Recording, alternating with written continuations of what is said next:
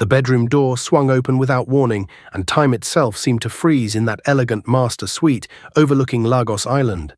Chief Emmanuel Okonkwo stood absolutely still in the doorway of his own home, his expensive Italian leather briefcase slipping from his fingers and hitting the marble floor with a dull thud that echoed through the sudden silence.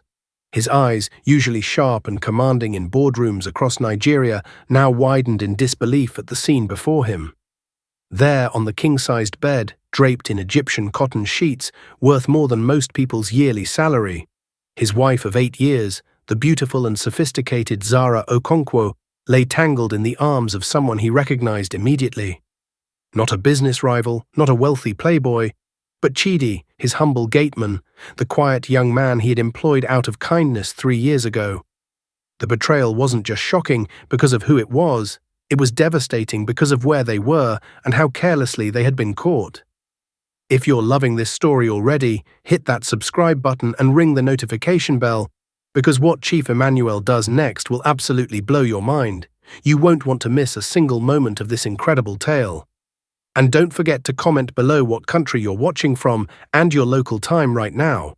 Trust me, this story will have you questioning everything you thought you knew about revenge, forgiveness, and the true meaning of wealth. Zara scrambled off the bed, her silk robe falling open as she desperately tried to cover herself. Her face, usually composed and elegant at charity galas and society events, now twisted with panic and shame. She reached for Emmanuel with trembling hands.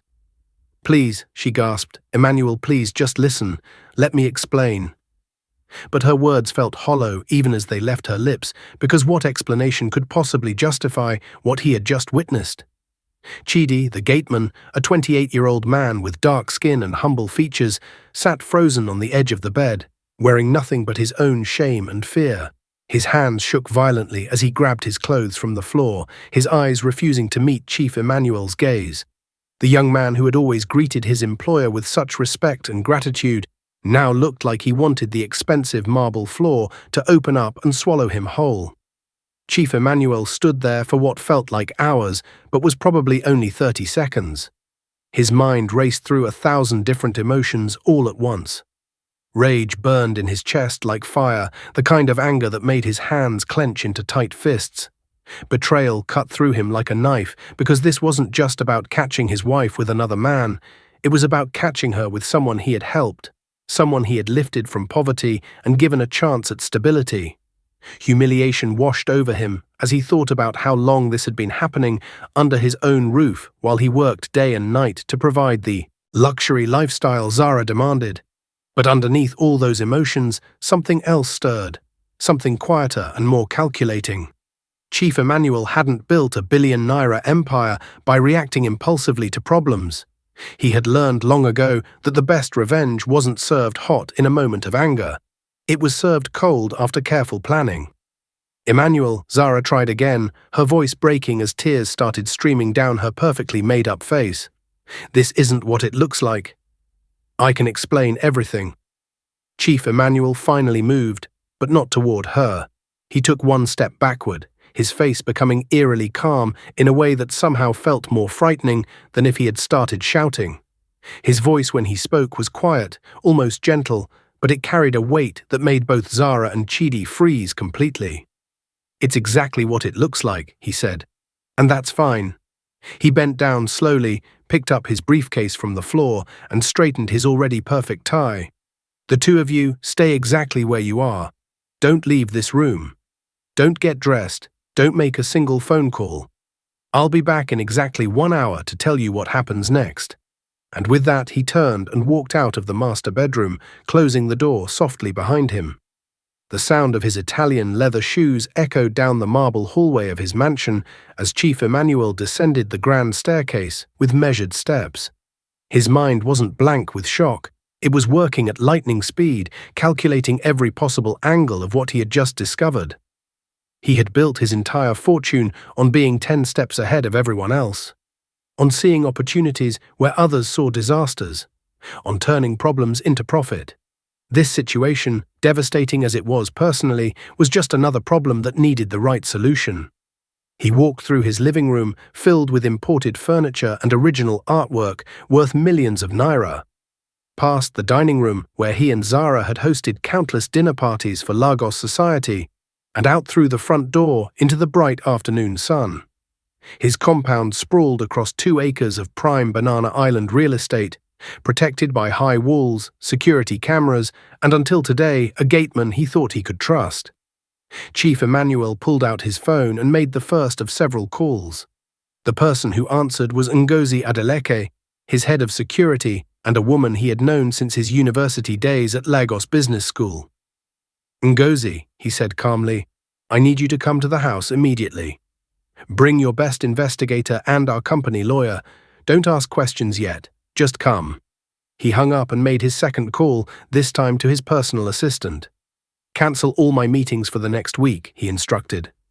"Tell everyone I have a family emergency that requires my immediate attention. Nothing more." His third call went to his accountant. "I need a complete audit of all household expenses for the past 3 years. Every naira spent, every transfer made, every payment authorized by my wife. I need it by tomorrow morning." His voice remained steady through each call, professional and detached, as if he were handling a business crisis rather than a personal catastrophe that would change his life forever. He walked to the far corner of his compound where a small security office stood near the main gate. This was where Chidi had spent his days and nights for the past 3 years, monitoring who came in and out, maintaining the property, living in a tiny room attached to the gatehouse that Chief Emmanuel had made sure was clean and comfortable. He pushed open the door and stepped inside the modest space. The contrast between this room and his master bedroom couldn't have been sharper.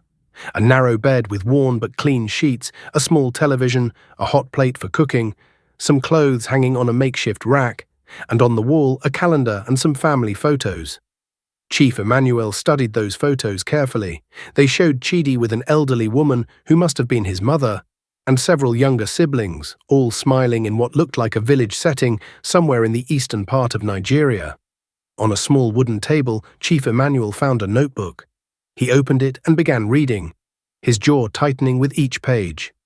It was a journal of sorts, entries written in simple English documenting Chidi's daily life. Most entries were ordinary, notes about fixing the gate or washing the cars, but scattered throughout were entries about Zara. "Beautiful Madam smiled at me today. Madam said I was doing good work. Madam brought me food personally. Madam asked about my family and seemed to really care. The entries grew more personal over time. Madam touched my hand today when giving me money. I think she likes me. I know it's wrong, but I can't stop thinking about her. Today Madam kissed me. I should leave, but I have nowhere to go and my family needs this job." Chief Emmanuel closed the notebook and placed it carefully in his pocket. Evidence, everything in business and in life came down to evidence. His phone buzzed. Ngozi had arrived with the investigator and lawyer. Chief Emmanuel walked back to the main house where they waited in his study, a room lined with mahogany bookshelves and decorated with awards from various business organizations. Ngozi was a 40-year-old woman with sharp eyes and a no-nonsense attitude, dressed in her usual all-black outfit that somehow managed to look both professional and intimidating. The investigator, a thin man named Femi, carried a laptop bag and wore the tired expression of someone who had seen every kind of betrayal imaginable. The lawyer, a woman named Adebisi, sat with a notepad already open, her pen ready. Chief Emmanuel closed the door and turned to face them. "I caught my wife in bed with our gateman an hour ago," he said flatly.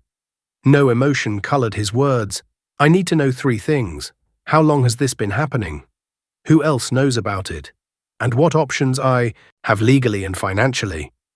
Ngozi didn't even blink at the revelation. She simply nodded and turned to Femi. "How fast can you pull security footage from the past 3 years?" Femi was already opening his laptop.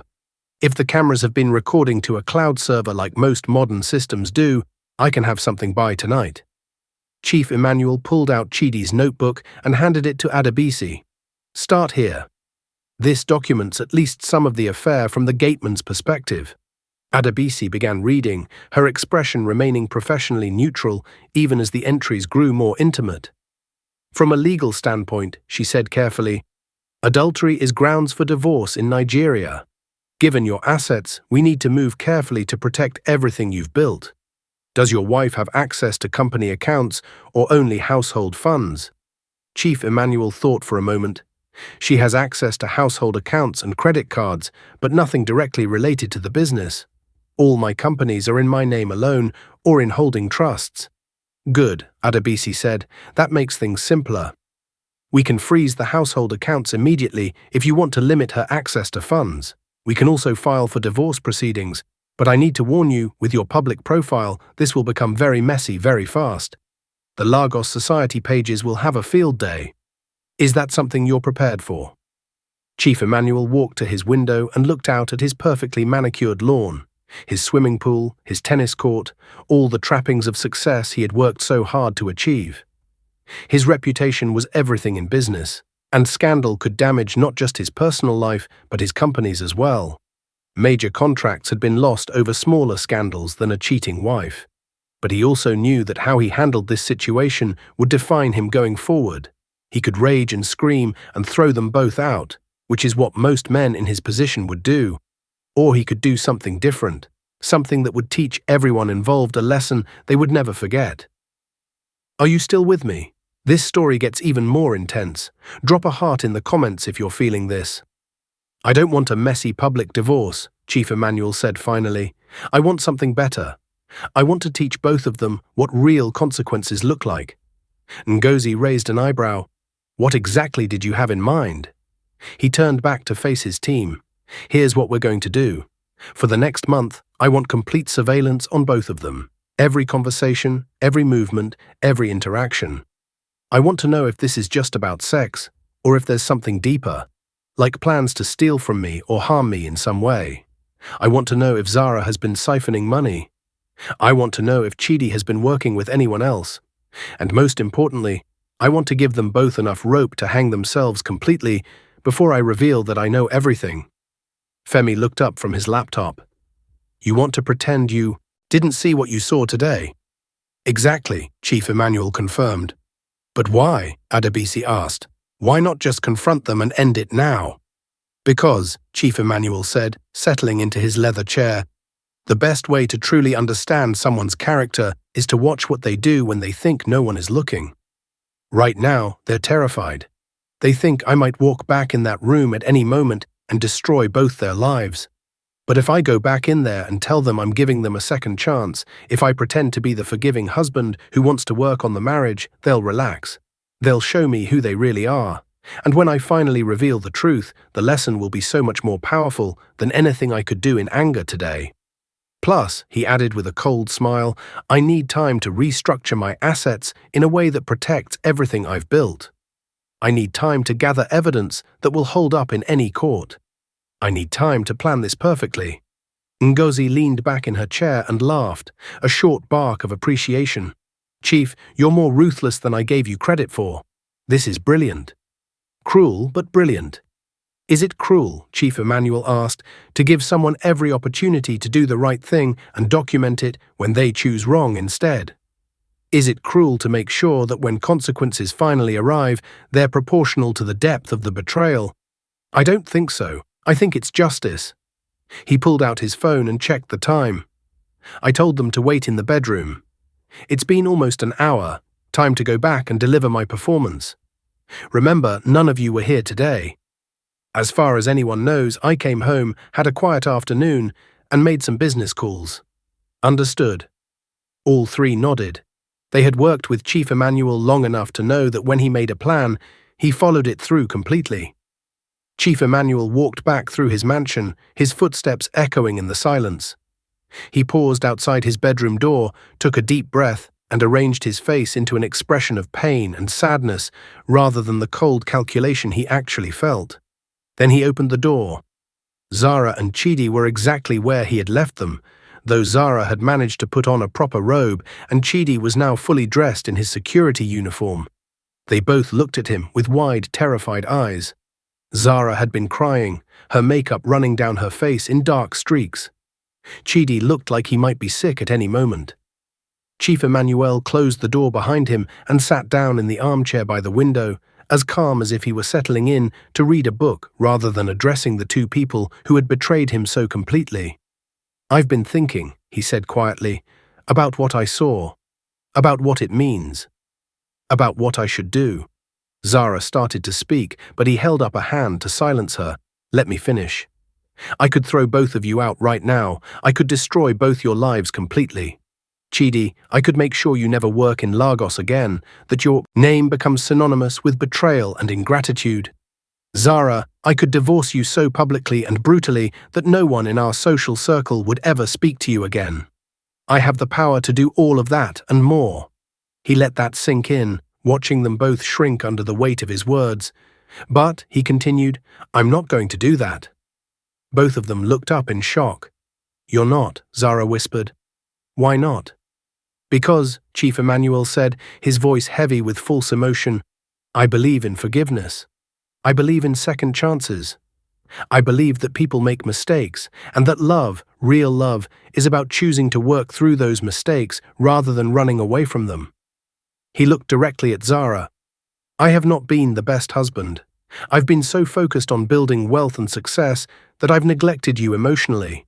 I can see now that my absence pushed you into the arms of someone who was present, someone who paid attention to you. That's partly my fault." Zara's tears flowed harder now, but Chief Emmanuel couldn't tell if they were tears of relief or guilt or something else entirely. "And you, Chidi," he turned to the young gateman. "You're a young man who saw a beautiful woman showing you kindness, and you didn't have the strength to resist temptation. I understand that. So here's what we're going to do," Chief Emmanuel continued. "We're going to move forward. We're going to work on our marriage, Zara. We're going to go to counseling, spend more time together, rebuild what we had. And Chidi, you're going to continue working here because I believe in rehabilitation rather than punishment. However, there will be conditions. Zara, you will be completely transparent with me. I want access to your phone, your laptop, everything. You will tell me where you're going and who you're seeing at all times. Not because I don't trust you, but because we need to rebuild that trust slowly. Do you agree?" Zara nodded frantically. "Yes, Emmanuel. Yes, anything. I'm so sorry. I'll do whatever it takes. I love you. I made a terrible mistake, but I love you." Her words tumbled over each other in desperate sincerity that might have been real or might have been fear. And Chidi, Chief Emmanuel turned to the terrified young man. "You will continue your duties as gateman. You will be professional and respectful at all times. You will not speak to my wife unless absolutely necessary for your job. You will not enter the main house unless specifically asked to do so. Can you agree to these terms?" Chidi nodded so hard his head might have fallen off. "Yes, sir. Yes, Chief. Thank you, sir. I'm so sorry. I'm so ashamed. Thank you for not destroying my life. I'll work harder than ever. I promise, sir." Chief Emmanuel stood up. "Good.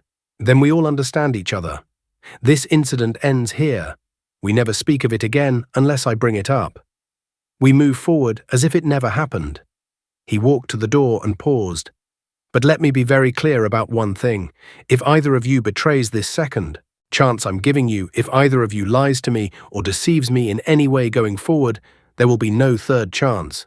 The consequences will be swift and total." Over the next few days, Chief Emmanuel played the role of forgiving husband with an actor's precision. He came home earlier from work, had dinners with Zara, even suggested they take a weekend trip to Dubai to reconnect. Zara seemed genuinely grateful, going out of her way to show affection and prove her loyalty. She gave him access to her phone and laptop willingly, smiled more, dressed up for him, initiated conversations about their future together.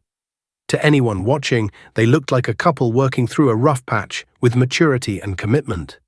But what Zara didn't know was that the phone Chief Emmanuel had returned to her was a different one, identical in every way except for the advanced spyware Femi had installed that sent copies of every message, every call, every photo directly to a secure server that only Chief Emmanuel could access.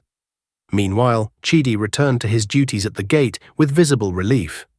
He opened and closed the gate with renewed diligence, washed the cars until they gleamed, maintained the compound with extra care, and avoided eye contact with both Chief Emmanuel and Zara.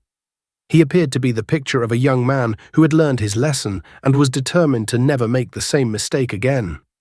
But the cameras Femi had installed in hidden corners of the compound told a different story. Within 3 days of Chief Emmanuel's supposed forgiveness, Chidi's behavior started to shift. He would glance at the main house when he thought no one was watching, his expression not fearful but calculating. He made several calls on his personal phone, always turning away from the cameras, speaking in low tones that the audio equipment barely picked up. On day 5, Ngozi arrived at Chief Emmanuel's office with the first real bombshell. She dropped a folder on his desk, her expression grim. "You need to see this." Chief Emmanuel opened the folder to find bank statements for an account he had never seen before. "Whose account is this?" he asked. "Your wife's," Ngozi replied. "A secret account she opened 2 years ago.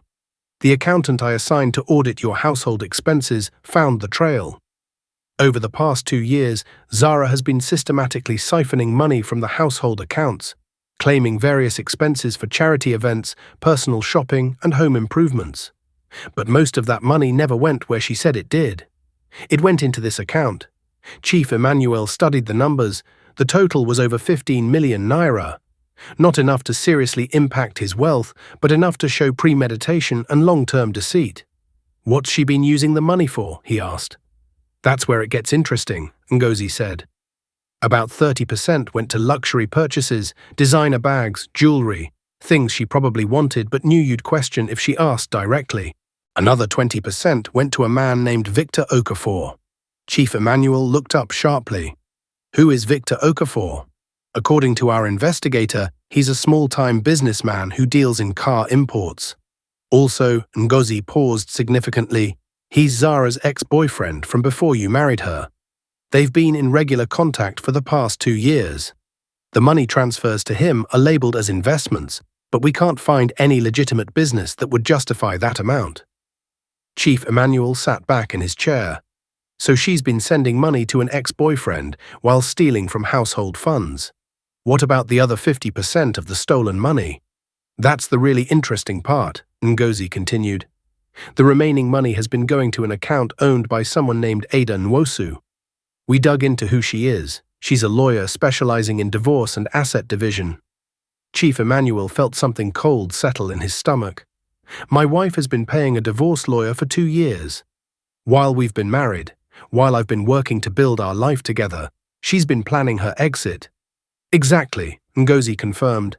"And there's more. We found email communications between Zara and this lawyer discussing strategies for maximizing settlement in a potential divorce.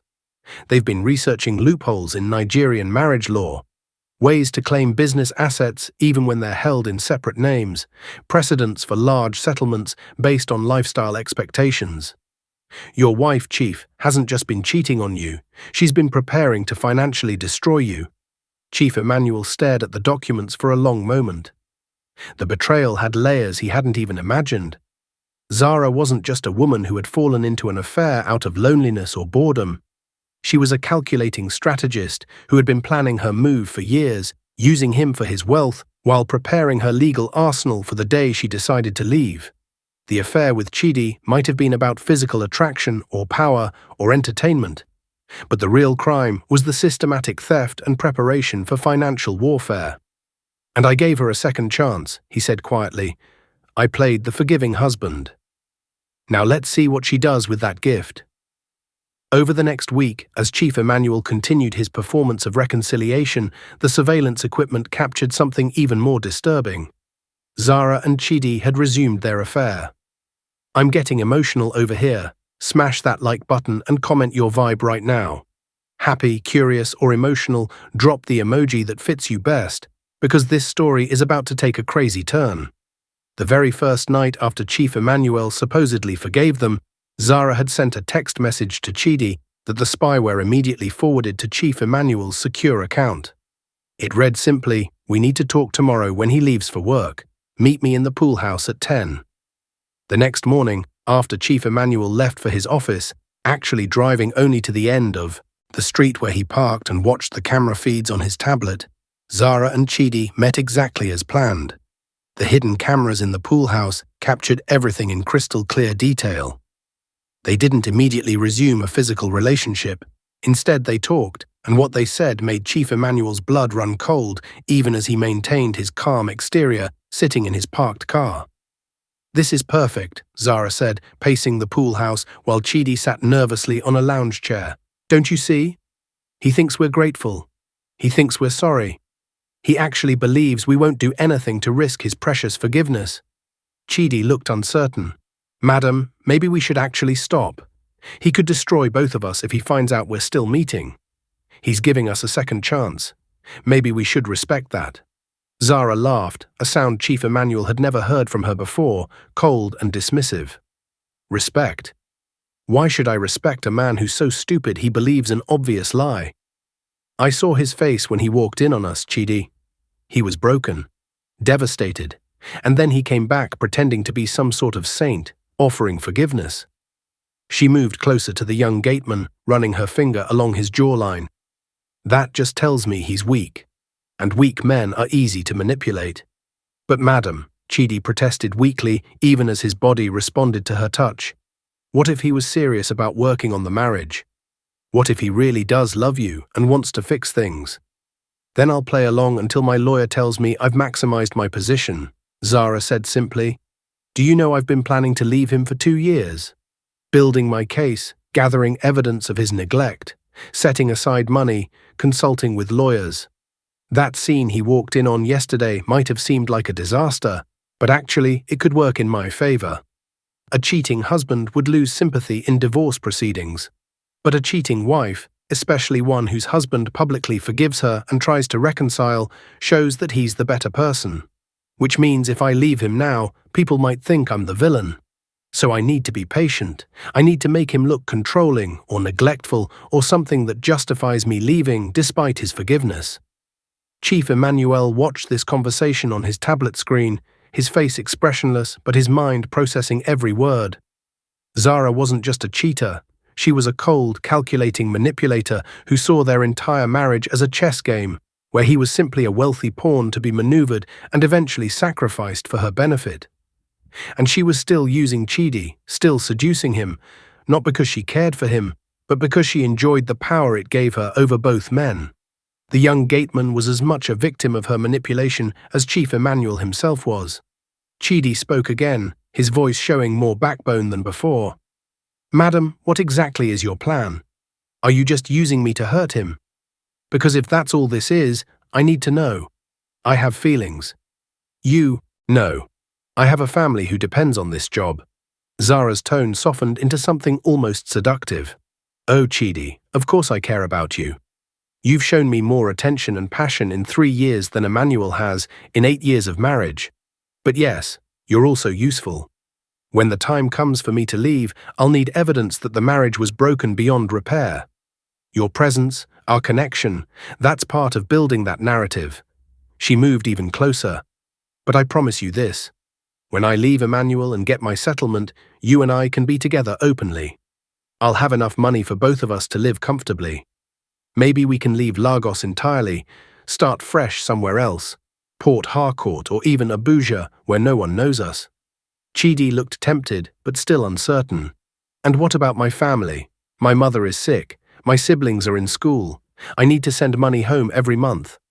"I'll take care of all of that," Zara promised. "Once I get what I'm owed from this marriage, you'll never have to work as a gateman again. You'll never have to bow and scrape to wealthy people like Emmanuel. You'll be free, and we'll be together. All you have to do is be patient, play your role as the reformed employee who learned his lesson, and wait for my signal." Chidi finally nodded, seduced by both her physical presence and her promises of a better future. "Okay, madam. I trust you. I'll wait." They kissed then, a long passionate kiss that the cameras captured in perfect detail, and Chief Emmanuel saved the video file to his growing collection of evidence. They arranged to continue meeting whenever Chief Emmanuel was away, always careful, always discreet, genuinely believing they had fooled the man who was actually 10 steps ahead of them the entire time. Over the next 3 weeks, Chief Emmanuel maintained his act with perfect precision while his team gathered mountains of evidence. The spyware on Zara's phone captured her conversations with her divorce lawyer, where they discussed strategy for claiming a massive settlement. They found a clause in Nigerian law that said a wife could claim up to 40% of assets accumulated during marriage if she could prove she contributed to the household and the husband was neglectful. Zara was working with her lawyer to define neglect broadly enough to encompass Chief Emmanuel's long work hours and business travel, essentially planning to punish him for the very work ethic that had made him wealthy enough to be worth divorcing in the first place. The cameras captured multiple afternoon meetings between Zara and Chidi in various locations around the compound, always when Chief Emmanuel was supposedly at work. The financial audit revealed even more troubling information. Zara had been stealing from household accounts for longer than 2 years.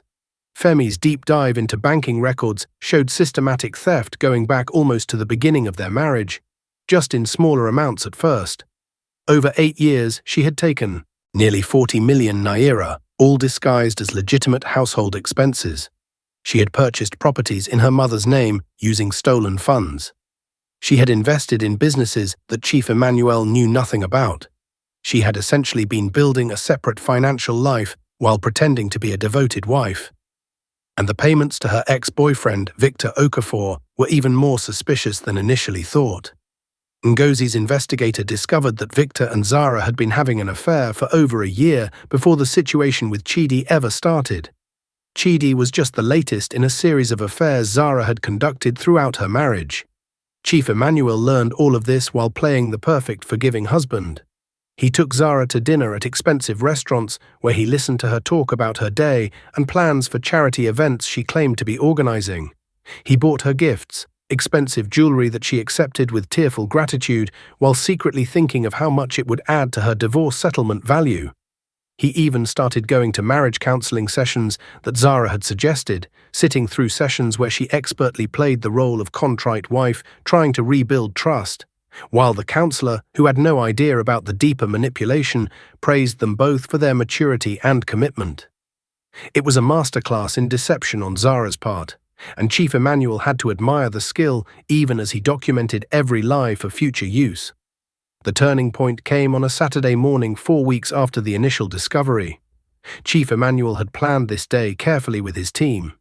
He told Zara he had to fly to Abuja for an emergency business meeting that would keep him away overnight. He even had his driver take him to the airport and made a show of checking in for a flight. But once out of sight, he doubled back, changed into casual clothes, and returned to a surveillance van parked 2 streets away from his house.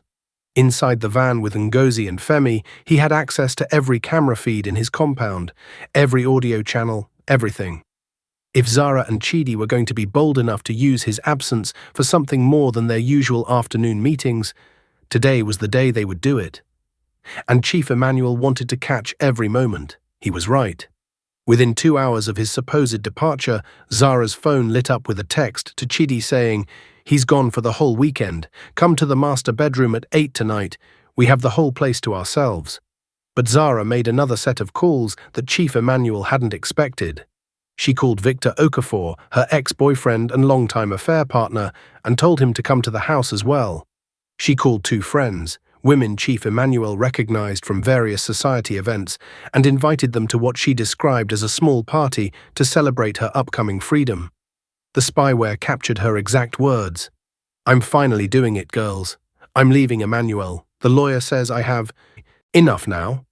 After this weekend, I'm filing for divorce and taking everything he's got. This is our celebration. You have to come." Chief Emmanuel sat in the surveillance van watching his wife plan a party in his house to celebrate destroying his life. He felt something shift inside him. Up until this moment, part of him had held onto a sliver of hope that maybe Zara did feel some genuine remorse, that maybe there was still a human being with a conscience somewhere underneath the manipulation. But this erased all doubt. She wasn't just betraying him. She was celebrating his destruction. She was bringing people into his home to mock him behind his back. She was planning to parade her lovers around his bedroom like trophies. The anger he had kept carefully controlled for 4 weeks started to burn hotter. But he still didn't let it consume him. Instead, he made a series of calls of his own, setting in motion the final act of his carefully planned revenge. Wait until you see what happens next. If you haven't subscribed yet, do it now. You don't want to miss how this ends. That evening at 8 o'clock, music started playing in Chief Emmanuel's mansion. Zara had gotten dressed in expensive designer clothes that he had bought her, styled her hair perfectly, and prepared drinks and food for her guests. Through the cameras, Chief Emmanuel watched as the group assembled in his living room. Chidi arrived first, nervous but excited, wearing better clothes than his usual security uniform, probably borrowed or bought with money Zara had given him. Victor came next, a flashy man in his 30s wearing too much cologne and jewelry. The kind of man who looked successful but was actually leveraging other people's money to maintain appearances. The two female friends arrived together, wealthy Lagos socialites who fed on gossip and drama like oxygen. The party began with drinking and laughter that got louder as the night progressed. Chief Emmanuel listened to their conversations through his headphones, each word adding fuel to the fire burning in his chest. Zara told stories about him to her guests, painting him as a workaholic who cared more about money than his wife, a boring man who couldn't satisfy a woman emotionally or physically, a fool who believed her tears and promises after catching her with Chidi. Her friends laughed at the stories, adding their own observations about how they had always thought Chief Emmanuel was too serious and stuffy for someone as vivacious as Zara. Victor bragged about how Zara had been his before she married up, and would be his again once the divorce was final. Chidi sat quietly at first, drinking more than he should, his discomfort growing as he realized he was just one of multiple men in Zara's stable, and probably not even the primary one. Around midnight, Zara announced it was time to really celebrate. She led the group upstairs to the master bedroom, the same room where Chief Emmanuel had caught her with Chidi 4 weeks earlier. The friends made jokes about desecrating the billionaire's bed. Victor made crude comments about showing Emmanuel what a real man could do for Zara. Chidi finally spoke up, saying this felt disrespectful and maybe they should just party downstairs. But Zara ignored him, pouring more drinks, turning up the music, making the master bedroom into a scene of deliberate humiliation aimed at the husband she had already written off as defeated. She stood in the middle of the room and raised her glass. To freedom, she proclaimed, to taking everything we deserve. To never again pretending to be someone we're not for someone else's benefit. That's when the bedroom door opened. But it wasn't Chief Emmanuel who walked in. It was Ngozi, followed by Adebisi the lawyer, Femi the investigator, and most shocking of all, 6 police officers, including a deputy commissioner whom Chief Emmanuel had contacted earlier in the week. The music cut off as if someone had pulled a plug on reality itself. Everyone in the room froze with drinks halfway to their lips, expressions of celebration morphing into confusion and fear. Ngozi spoke first, her voice cutting through the silence like a blade. "Good evening, Mrs. Okonkwo. I believe you and your guests are trespassing in Chief Emmanuel Okonkwo's private residence and willfully destroying his property. Everyone in this room is under arrest, pending investigation into fraud, theft, and conspiracy." Zara's face went white. She tried to speak, but nothing came out. The police moved efficiently. They separated everyone in the room and began taking statements. Victor tried to run, but was caught before he reached the stairs. Chidi dropped to his knees immediately, his earlier bravado completely gone, begging for mercy and swearing he was forced into everything. The 2 female friends screamed about their husbands being powerful and how dare anyone arrest them at a private party. But Adebisi the lawyer calmly explained that they were all witnesses to and participants in a conspiracy that had been under investigation for weeks, that everything they had said and done tonight had been recorded, that their confessions had essentially been handed over on a silver platter. Then Adebisi turned to Zara and said the words that made Chief Emmanuel's wife finally understand the depths of her mistake. "Mrs. Okonkwo, your husband has been aware of your activities since the day he caught you with Chidi. Everything you've done for the past 4 weeks has been carefully documented." Zara collapsed into a chair as the full weight of the revelation crashed down on her. He knew. All this time, he knew. Every dinner, every gift, every counseling session where he played the devoted husband trying to save his marriage, he had known she was lying. He had known she was planning to destroy him. He had watched her affair continue. He had tracked her stolen money. He had documented her conspiracy with the divorce lawyer. And he had let her believe she was winning right up until the moment of her greatest vulnerability and exposure. It was a level of strategic patience that Zara, for all her manipulations, had never anticipated because she had fundamentally underestimated the man she married.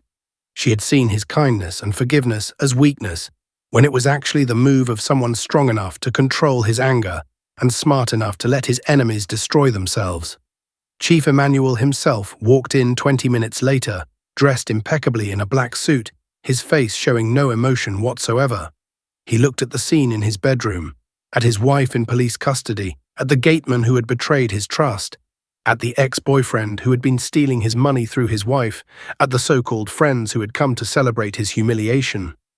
He took in all of it with the calm assessment of a man who had planned every detail of this moment. Zara finally found her voice.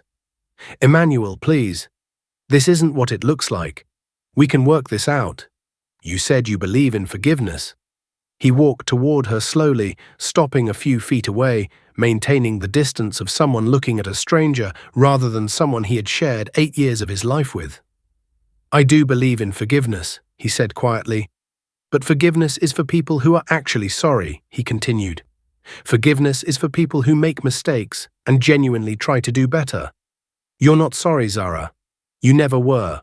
You were sorry you got caught. You were scared of the consequences, but the moment you thought I had forgiven you, the moment you believed I was foolish enough to trust you again, you went right back to your betrayal and made it even worse." He pulled out his phone and showed her a video. It was footage from earlier that night of her toast about freedom and taking everything she believed she deserved. "You celebrated my destruction in my own home, Zara. You brought people here to mock me. You planned to rob me blind and destroy my reputation. That's not a mistake. That's who you are. And I don't forgive people for being who they are. I just make sure they face appropriate consequences." Zara tried one more time, reaching for his hand, which he pulled away. "Emmanuel, I can change. Really change this time. Just give me another chance." He actually laughed then, a sound so cold it made everyone in the room uncomfortable. "Another chance? I gave you 4 weeks, Zara. 4 weeks of second chances where you could have actually felt remorse, could have actually tried to be better, could have actually appreciated the mercy I showed you. Instead, you used that time to plan how to hurt me more efficiently. You used that time to continue your affair, plot with your lawyer, and throw a party to celebrate my downfall. You've shown me exactly who you are. Now you'll live with what that means." He turned to Adebisi. "Proceed with everything we discussed. All charges, full prosecution, maximum civil penalties. Freeze all her accounts. I want every naira she stole returned with interest." Over the next few weeks, the story of Chief Emmanuel's calculated revenge spread through Lagos society like wildfire. The details emerged slowly but completely. News outlets covered the arrest of a prominent billionaire's wife on charges of theft, fraud, and conspiracy. Society blogs buzzed with gossip about the affair with the gateman and the ex-boyfriend. Women's groups debated whether Chief Emmanuel's patient approach was brilliant strategy or cruel manipulation. Business associates praised his restraint and intelligence in documenting everything before acting. Religious leaders discussed forgiveness and consequences in sermons. The story had everything that made for compelling drama: wealth, betrayal, sex, and a twist that no one saw coming. And at the center of it all was Chief Emmanuel, who had transformed from victim to victor through sheer strategic patience and careful planning. The legal proceedings moved forward with devastating efficiency.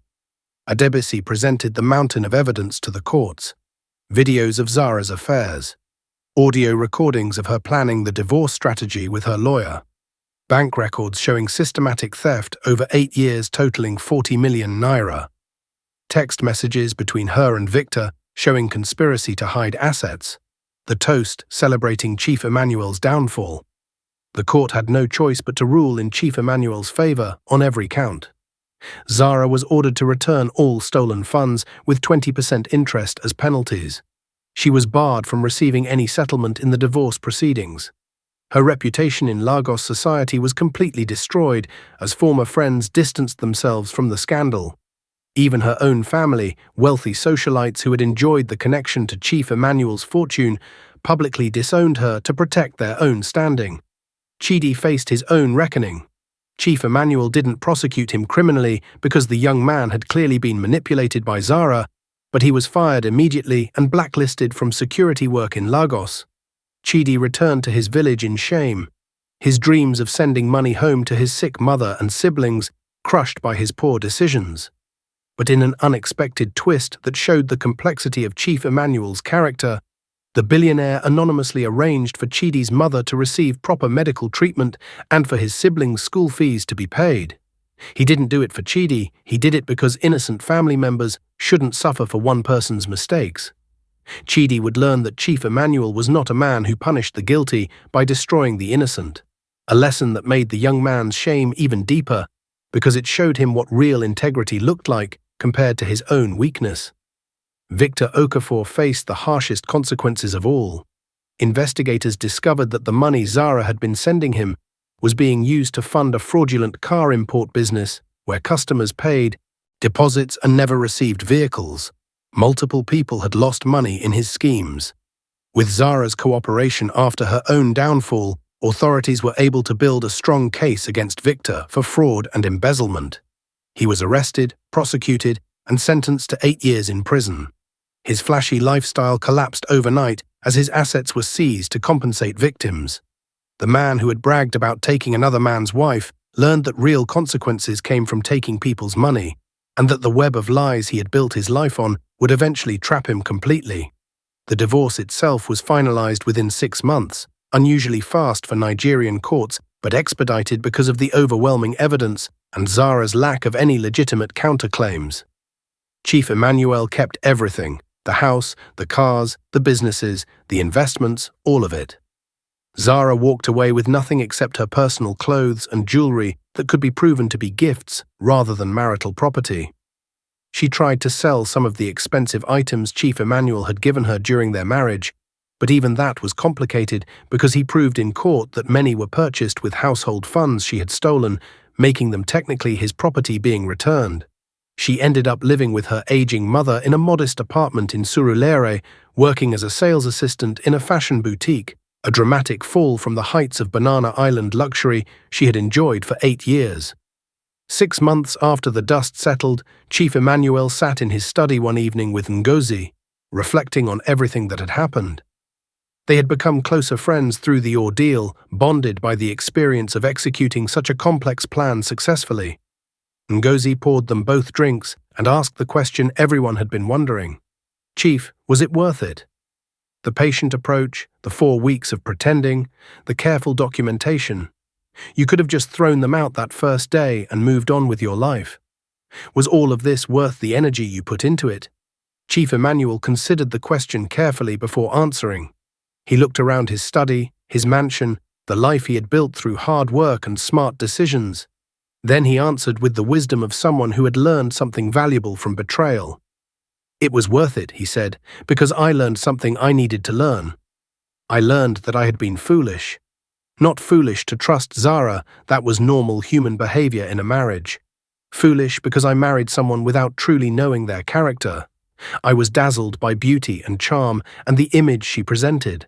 I never looked deeper to see who she really was.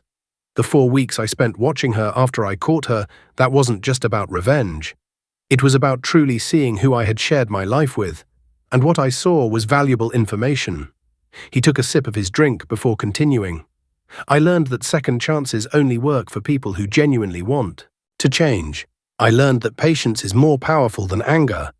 I learned that the best revenge isn't emotional outburst, it's careful documentation and letting people destroy themselves with their own actions.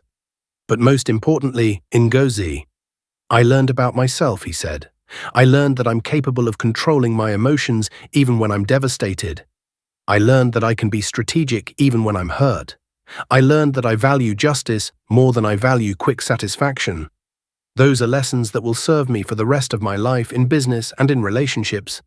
So yes, it was worth it." Ngozi nodded thoughtfully. "And what about love, Chief? Will you trust anyone again after this? Will you marry again?" Chief Emmanuel smiled slightly. "Eventually, yes. But next time I'll be smarter. I'll look for character before beauty. I'll observe actions over words. I'll take my time getting to know someone deeply before making commitments." Zara taught me what to avoid, now I just need to find what to embrace. A year later, Chief Emmanuel's life had returned to a peaceful routine, though he was changed by the experience. He still ran his businesses successfully, still closed major deals, still commanded respect in boardrooms across Nigeria.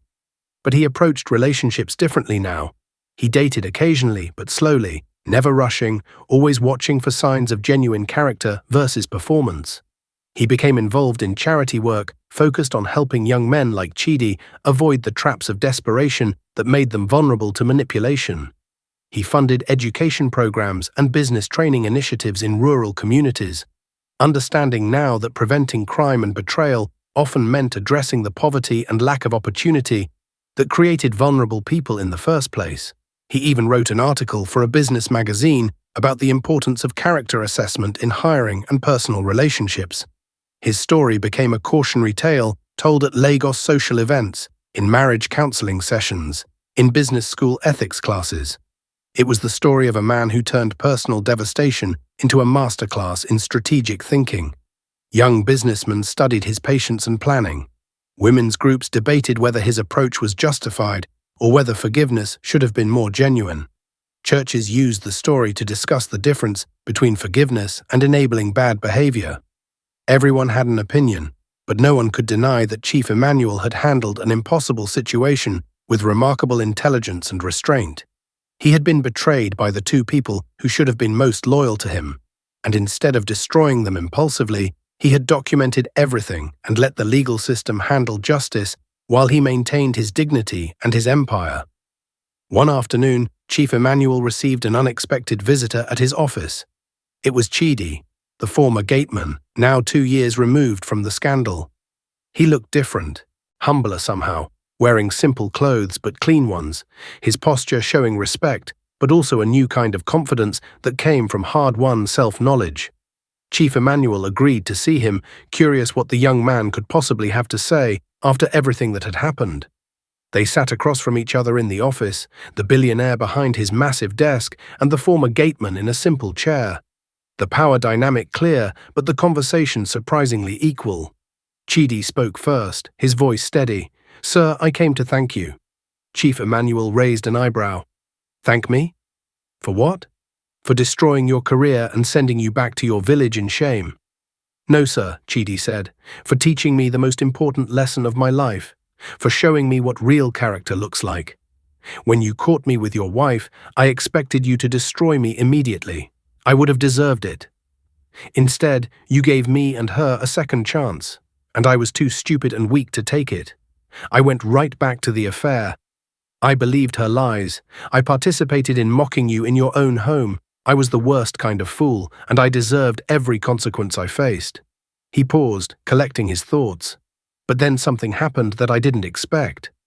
My mother got treatment for her illness. My siblings' school fees were paid. We received help from an anonymous donor right when we needed it most. It took me months to figure out it was you. You helped my family even after I betrayed you. Why? Chief Emmanuel studied the young man for a long moment before answering. Because they didn't betray me, Chidi. You did. And even though you made terrible choices, I understood that you were being manipulated by someone more sophisticated than you. That doesn't excuse what you did, but it provides context. Your family shouldn't suffer because you were weak. That would be punishing innocent people for guilty people's mistakes, and I don't believe in that. Chidi's eyes filled with tears. I don't deserve your kindness, sir. No, Chief Emmanuel agreed. You don't, but I didn't help your family for you. I helped them because it was the right thing to do. You were a gateman who made bad choices when presented with temptation. My wife was supposed to be my partner, and she plotted against me for years. Your betrayal hurt me. Hers destroyed what trust means. There's a difference in scale, even if both were wrong. I understand now, sir, Chidi said. I've spent 2 years thinking about that night, about the choices I made, about how I let desire and promises of easy money blind me to basic morality. I'm not that person anymore. I work honestly now. I rebuilt my reputation slowly in my village. I help my family legitimately. And I tell my story to young men there as a warning about the consequences of betrayal and the importance of integrity. I just wanted you to know that your lesson, painful as it was, changed my life for the better. I'm grateful even though I know I have no right to be. Chief Emmanuel nodded slowly. Then you've learned what you needed to learn. That's good. That's how growth happens, through painful lessons that force us to confront who we are and decide who we want to become.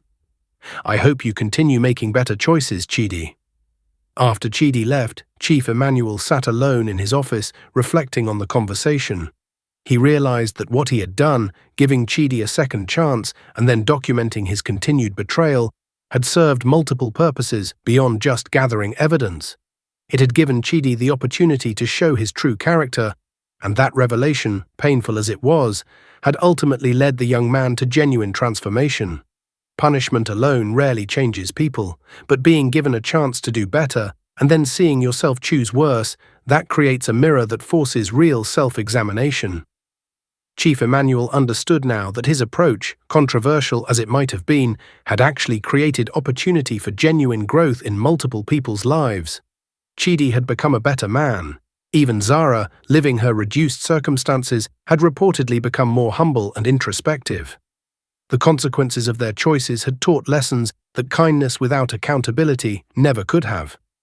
Did this story touch your heart the way it touched mine? Smash that subscribe button for more amazing stories that will restore your faith in justice and wisdom. Like if you believe Chief Emmanuel deserved to protect himself and his wealth. Comment below and tell us what you learned from this story. Did Chief Emmanuel handle this correctly, or should he have done something different? I read every single comment and love hearing your thoughts. Ring that notification bell so you never miss these incredible tales of betrayal, strategy, and the power of patience. Some people say revenge is a dish best served cold. Chief Emmanuel proved that justice is even better when served with perfect documentation and strategic patience.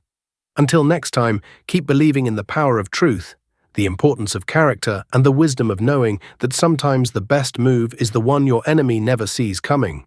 3 years after the scandal, Chief Emmanuel finally met someone who changed his perspective on relationships entirely. Her name was Folak, a woman who was nothing like Zara. Where Zara had been flashy and manipulative, Folak was genuine and grounded. She was a successful architect who had built her own career and her own wealth. Someone who didn't need Chief Emmanuel's money because she had her own. They met at a charity event where she was presenting plans for affordable housing projects she had designed.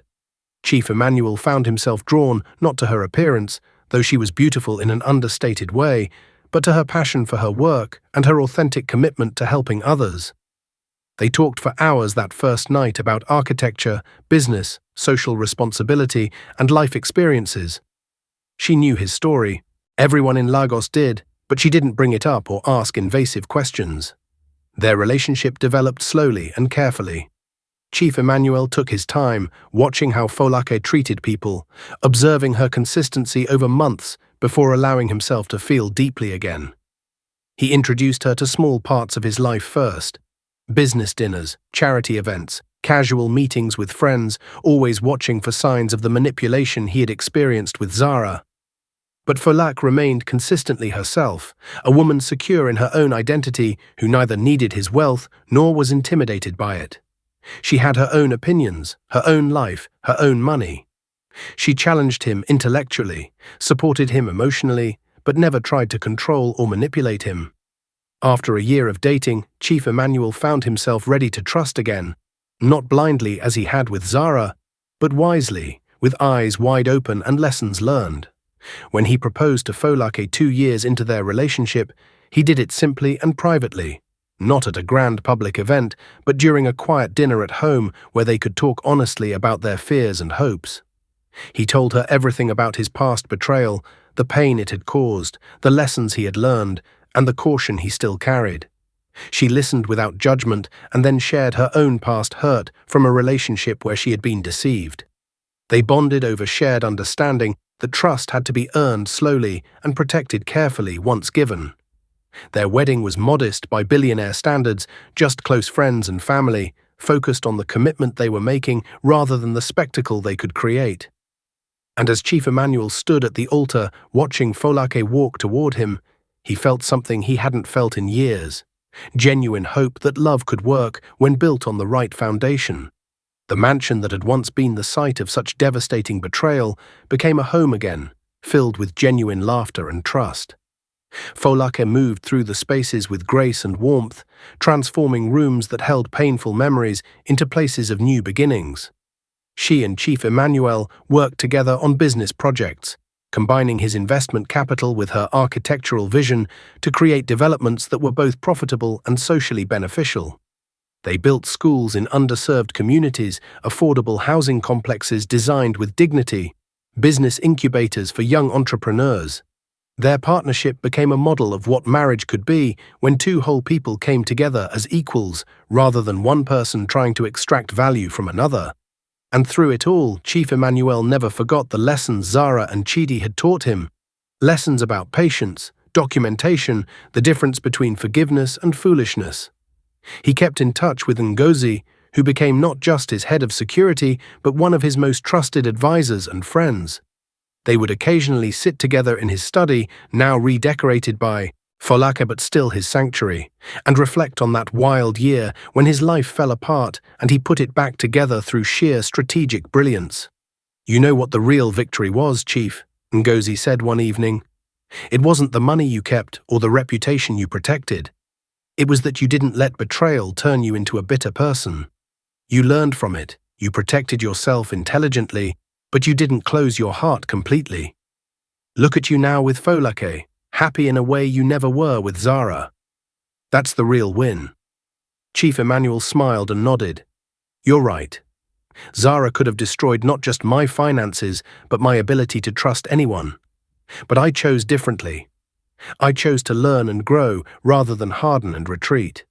The story of Chief Emmanuel Okonkwo became one of those legends passed down in Lagos business circles, told to young men and women as a lesson in multiple things.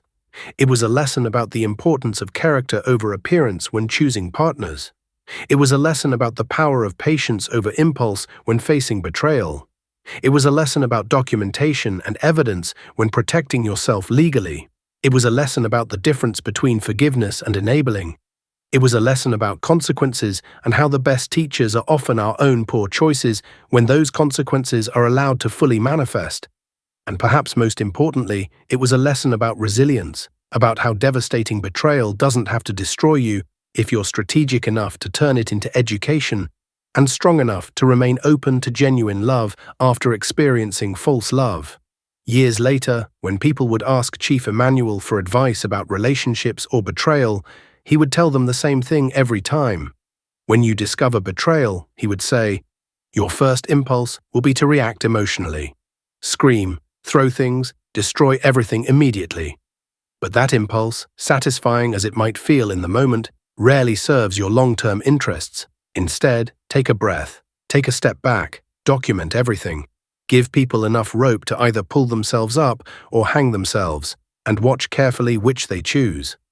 The truth always reveals itself when people think they're getting away with lies.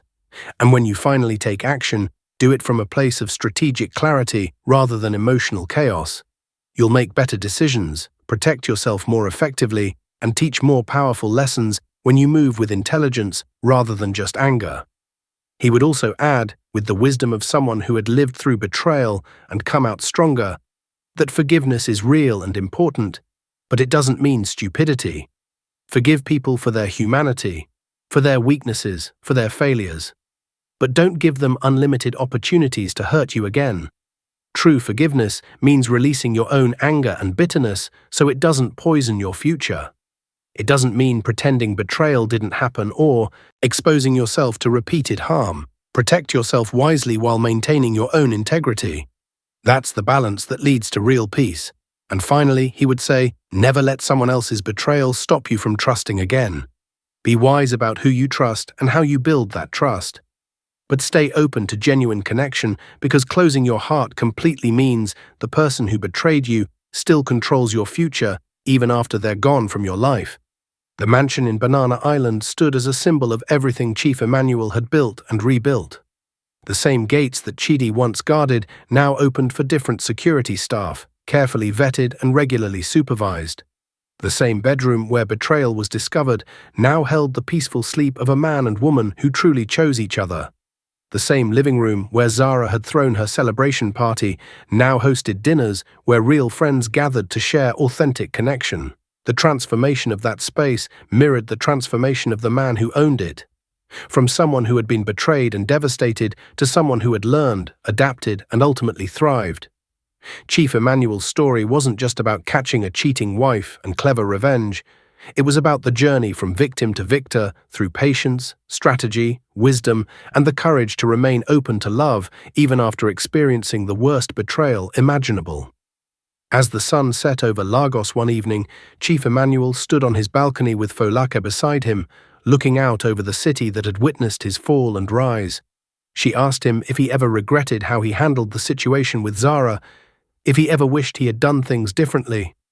He thought about it for a moment before answering honestly. "I regret marrying someone I didn't truly know," he said. "I regret the years I wasted in a false relationship, but I don't regret how I handled the betrayal once I discovered it. Every step I took, every decision I made, it all came from a place of protecting myself wisely while maintaining my integrity. I didn't become cruel or destructive, I just became strategic and patient. And that approach not only protected my wealth and reputation, but taught valuable lessons to everyone involved, including myself. So no, I don't regret it. That experience made me the man standing here with you today." Folake squeezed his hand and smiled, "And that man is someone worth knowing." They stood together in comfortable silence, two people who had both been hurt and both chose to heal, partnered now in building something genuine and lasting. In the distance, the lights of Lagos blazed bright, millions of stories unfolding simultaneously, some of betrayal and some of love, some of failure and some of triumph. Chief Emmanuel's story had been all of those things at different moments, a complex narrative that couldn't be reduced to simple categories of good or evil, victim or villain, because real life rarely fit into neat boxes. What mattered was how you responded when life tested you, and Chief Emmanuel had responded with a combination of patience, strategy, and wisdom that turned devastating betrayal into powerful education for himself and everyone who heard his story. The gateman and the wife thought they had found something special in their secret affair, an escape from the boring predictability of their normal lives, but what they had actually found was a path to consequences they never anticipated, delivered by a man who proved that real power isn't about money or status, but about character, patience, and the strategic use of both. Chief Emmanuel Okonkwo caught his wife with his gateman in their bedroom, and what he did next shocked everyone because he chose wisdom over anger, documentation over impulse, and strategic justice over emotional revenge. In doing so, he protected everything he had built, taught powerful lessons about consequences, and ultimately found genuine love with someone who deserved his trust. That's a victory that money alone could never buy, but wisdom made possible. And that's why his story continues to be told, a modern parable about the power of patience and the triumph of character over betrayal.